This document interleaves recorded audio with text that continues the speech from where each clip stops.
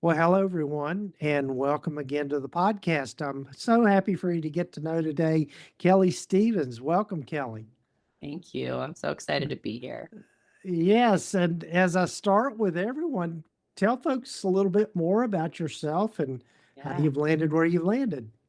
Awesome. I'm happy to. Well, so as you said, I'm Kelly. I'm a licensed marriage and family therapist here in California. I live in Southern California, which has been a crazy time here in Southern California these last few Mhm. months.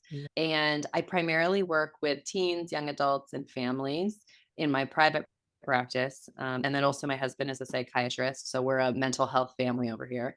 And then I also own a company called Private Practice Pro, where we teach therapists how to launch private practices and then also how to fill their private practices. And Mhm. that's also a really fun kind of arm of what I do and do some teaching there. So I'm Right. excited to be here. And I think we're talking a little bit about multiple streams of income for therapists and how Mm-hmm. the industry is evolving in that way. So we're going to have a good Mm-hmm. conversation. I'm excited. Yeah, yes. In the time that you've been in private practice, what are you seeing are kind of the big changes that are coming or trends and that kind of thing? So one thing I see a lot and hear a lot from my friends and the people in my programs is this idea that they want to make multiple streams of income. I also will hear people say they want to make passive income. And if Mm-hmm. anyone's listening to this, I'm making air quotes, right? Because I don't Mm-hmm. necessarily believe that there's anything as that's truly Right. passive, right? Right. Um, and certainly there are many ways to make money as a therapist outside of the therapy room. So, some people will offer supervision, some people will have a group practice, people will maybe teach, be an adjunct professor, offer workshops, retreats, intensives.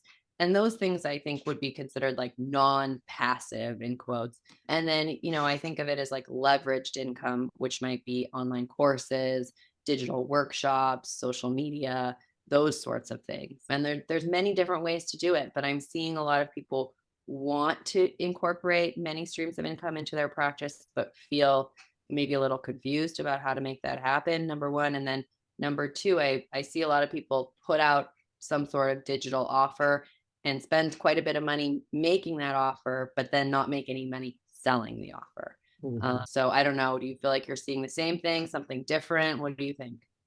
Yeah, I think it's one of the things is really looking at ways to, as we just say, to diversify income. And Mhm. you're right, there is really no such thing as true passive income. I think you can put things in place around that. I think one thing for sure is that having a group practice is a form, and I'm using air quotes too, a form of passive income, in that that's not much time you're having to spend seeing clients to Mhm. where you can reap the benefit of that income.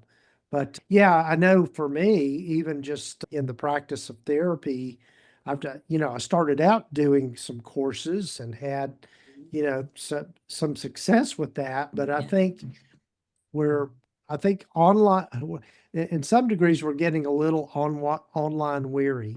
Yeah. Yeah. I think having gone through COVID and all of that, Yeah. being in front of a screen, we want something different. Oh, certainly. I think so too. Mhm. And I think that I especially see this in relation to our clients.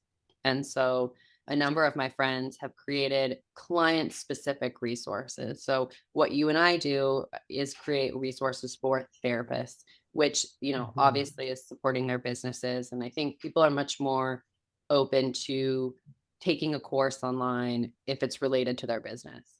But I do see this with clients where I'll see therapists making a beautiful digital course. And I've had friends and people who I've worked with who've made amazing resources, but then they're not getting clients to buy it.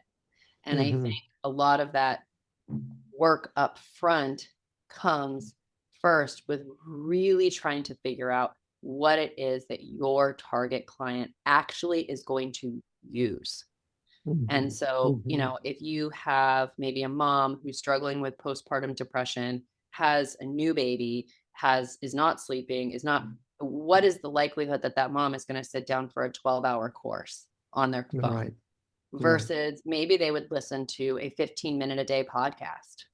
Mm-hmm. or Mm-hmm. and so I think a lot of that upfront work of deciding what the resource is and whether or not the person needs it is what's missing.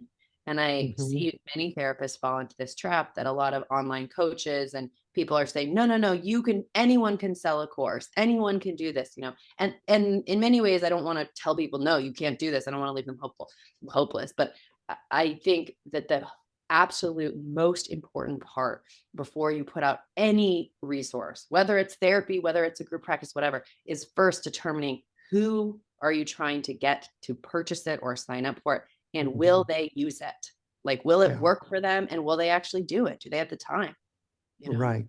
Well, I think to add to that is also being have a lot of clarity around what problem are you going to help them solve. Yes. Uh, Yes.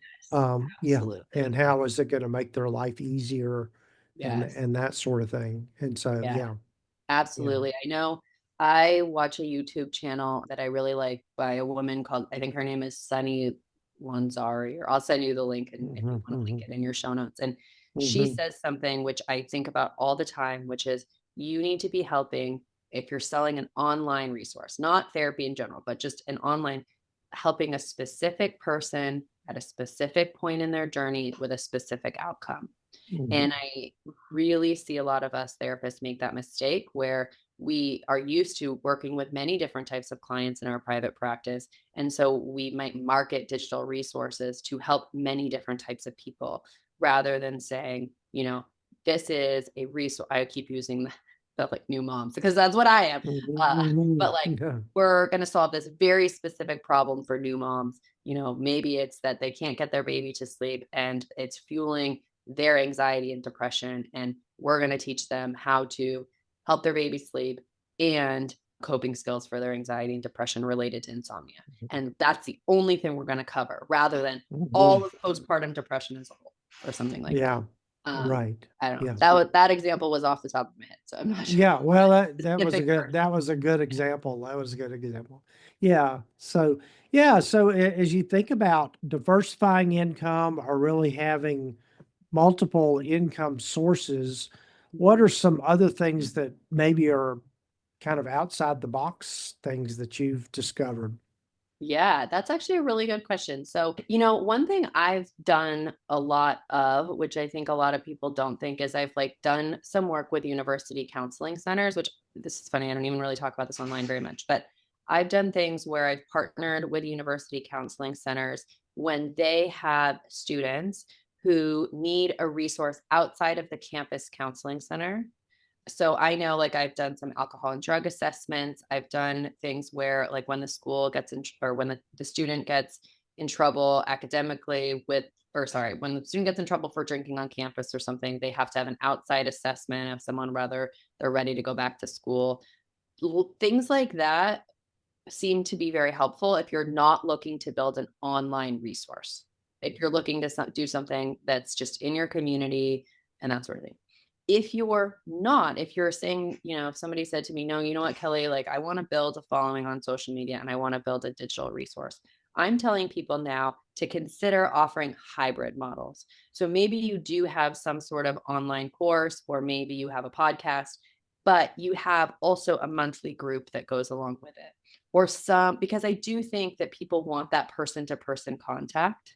And, Right. I think as therapists, we want this resource that stands on its own that we don't have to maintain.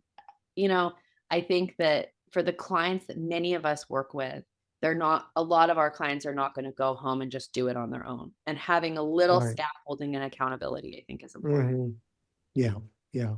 Yeah. I think the more that you can increase that kind of human to human contact is Yeah. gonna is much more appealing to people in Yeah. that sense. Yeah. Absolutely. I think so Yeah. too. And especially if Yeah. you're just starting and Hmm. you're just starting to sell digital products. But, the biggest piece of advice I give people a lot of times is first, if you're going to sell something digitally online, I first don't want you to start with the product. I think we all are like, I have this book in my mind, or I have this Hmm. course in my mind. And we have no one to sell it to besides maybe our own clients and our own private practices, which is Hmm. like 30 people, right? I think Mhm. first you build an audience. First, you get to know, whether it's that you start a podcast or a YouTube channel or an Instagram or Mhm. TikTok or whatever you decide to do. First, build that and build it out of a willingness to serve people. Like, Mhm. just be putting out a lot of free information and get to know who your people are online and then Mhm. ask them. And then, because there's so many ways on social media now to say to the people who follow you or subscribe to your channel or whatever, hey, what are you needing? What is it? A book? Is it a workshop? Is it a course? What is it? And then you create out of, let's say you have 5,000 people following you and 300 of them respond, you know what I really need is a workshop. And if you had just spent 6 months creating a course, well, that's a piece of gold information. And so I usually tell Yeah. people, start with building the audience and then give it a year and build the product afterward.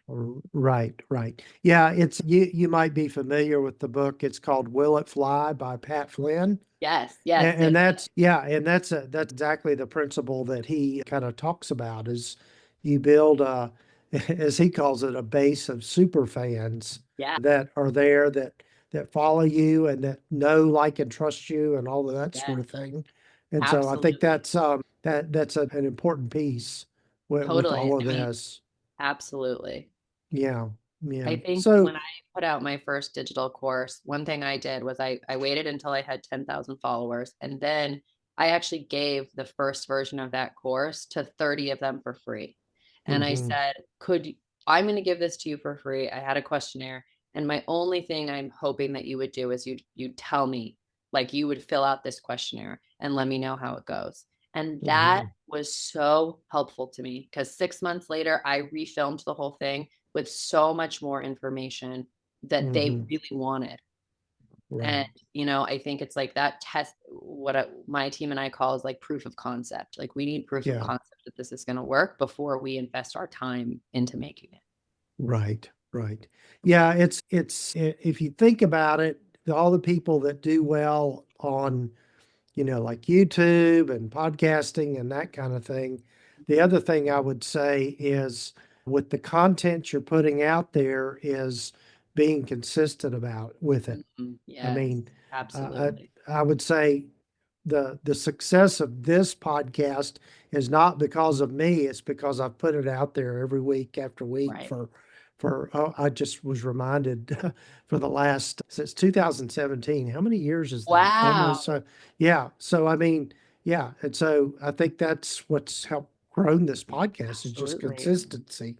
And Yeah. that's a labor of love. Podcasts are a lot of work, and that is a labor of Hmm. love and Yeah. also of service to a community of therapists. I Yeah. think whenever you're serving an audience, like through a podcast, uh, as somebody who puts out content every week, I know Mm. since 2017 until now, that is a lot of work. Yeah. And there's a lot of Yeah. unpaid hours that go into that. Oh, sure, sure. Yeah. Well, to switch gears a little bit, I mean, in thinking about building an audience, or another term for it that we use is marketing, and this Uh-huh. applies to I think, people in private practice. What Yeah. are you finding that is effective nowadays? It's a good question. I was just chatting actually right before as I was frantically driving home from pickup with talking to one of my friends about this. And, Mhm. I think when we're recording this podcast, I don't know when this is going to come out, but we're recording it right now in the weeks after the TikTok ban and the TikTok came back. And, we've seen Mhm. the rise and fall of Twitter and X. And there's been so many changes in social media Mhm. in the last, well, there's always changes in social media, but just in the last 6 months, it's been wild. And what I'm really telling people is two things. One, authenticity is everything. If you're just putting out content that looks like everyone else's, that's trending and whatever, those things are important. And it's really important to learn strategy of what works. However, if you don't do that with a heart and you're bringing who you are, it doesn't matter.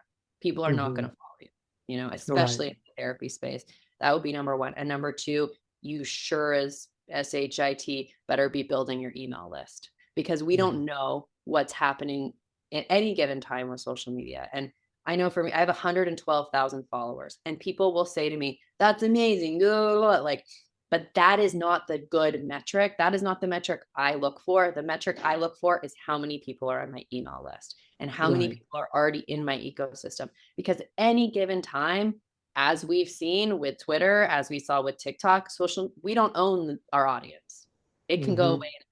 Mm-hmm. So I tell people, like, we want people to know, like, and trust us by being authentic online. And then we want to very quickly, ideally, bring them into some sort of resource where we can be in contact with them, whether that's an Right. email list, and not an email list that is selling to them constantly. Because we all get emails from Macy's and Target. Okay. Like, I get like 3 a day probably from, we want, you know, information, and we want to know people are Mm-hmm. there. Like, I follow this one lawyer who, I have student loans, as many of us do. And I follow this one lawyer, and I read his emails every week that he sends it out, because they are so rich with the information that I need. Mm-hmm. Mm-hmm. And those are the types of emails that it's always my goal to write. So Right. I could Yeah. go on this, Gordon, for 3 hours. I'm Oh just yeah. gonna Oh tell yeah. you. Yeah. This is my Well, I favorite. think it's as you said earlier, Kelley, is give your best stuff away. Totally. And yeah, and I think that that is so true. I mean, with this podcast, just having these conversations with people Yeah, week after week, well, it's just really enriching for me. But people of keep coming course. back for that, and yeah. So yeah, Absolutely. Well, I know, I appreciate it. I'm a big fan of your podcast, and I agree with you. I think, we give away 80% and we charge for 20%. It's like right, what I try to think of. right, Like, we do yeah. have to make a living, but Hmm. however, if we're not of service to the people that we want to work with, then they're not coming Hmm. back anymore. Yeah, yeah. Well, Kelley, I've got to be respectful of your time. What are you working on here lately that you want people to know about? Well, thank you. You can find me on Instagram or on my website at the Private Practice Pro. I teach therapists how to open practices and grow them. And I'm just excited to be here and be on with you guys. I really appreciate it. Yeah, well, it's good to connect with you, and I'm so glad you were on the podcast. And we'll have links in the show notes and the show summary to for people to connect with you easily. So, Thank you so much, Gordon.